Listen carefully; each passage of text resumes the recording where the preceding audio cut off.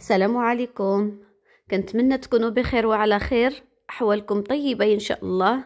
عواشر مبروكه، لا دخل علينا رمضان بالصحه والسلامه والهنا، لا فاقدين ولا مفقودين ان شاء الله.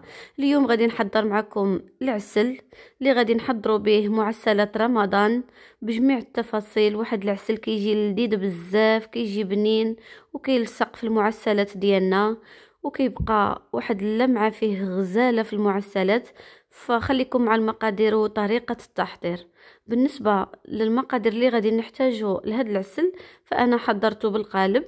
الا بغيتوا تحضروه بالسكر سنيده او سكر حبيبات فممكن تحضروه بالسكر حبيبات. الناس اللي خارج ارض الوطن عملوا السكر سنيده او سكر حبيبات. هنايا انا عملت جوج ديال القوالب السكر. انا نحتاج كميه كبيره لان نعدل معسلات كثيره. هنايا عندي القرفه عواد والمسكه الحره، وعندي نص لتشينه ونص ليمونه حامضه او حامضه كامله. انا عملت جوج القوالب، عملت حامضه كبيره.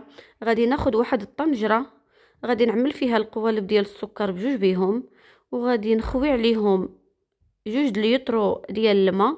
يعني ناخذ شي قرعه كتوزن جوج ليطرو ونعبر بها. ضروري نعملو جوج ليطرو د الماء، ما نزيدوش الماء وما نقصوش الماء، باش هكا العسل ديالنا كيصدق وكيجي مزيون. هنايا غادي نخلي السكر في الطنجره ليله كامله حتى يذوب كامل.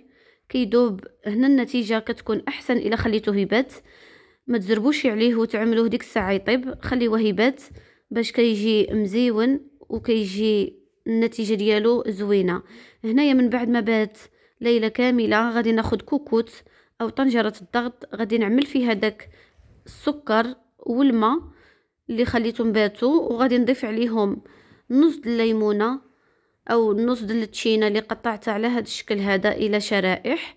وغادي ناخذ حامضه كبيره، وعندي هنايا العود ديال القرفه، وعندي المسكه الحره.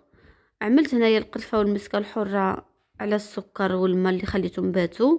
غادي نضيف شرائح ديال التشين، ومن بعد غادي نضيف داك الليمونه اللي قطعتها على هذا الشكل هذا.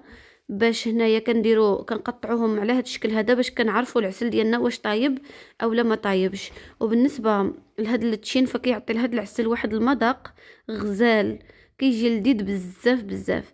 هنايا غادي نسد الكوكوت ونعمل له الصفاره. ضروري خاص تكون طنجره الضغط. الا ما كانتش طنجره الضغط وخليتوه يغلى فغادي يدوز واحد المده وغادي تسكر معاكم، غادي يعمل الحبيبات ديال السكر. هنايا النار كيف ما كتشوفوا ما كنعملهاش مهيله، خاص النار تكون متوسطه ونسد عليه ونخليه كيطيب.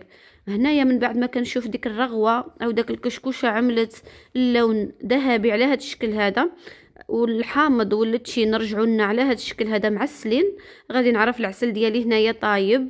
هنايا جاهز العسل، النتيجه رائعه. خليوه حتى يولي على هذا الشكل هذا وياخذ هذا اللون اللي كتشوفوا معايا، كيجي زوين بزاف، كيجي لذيذ.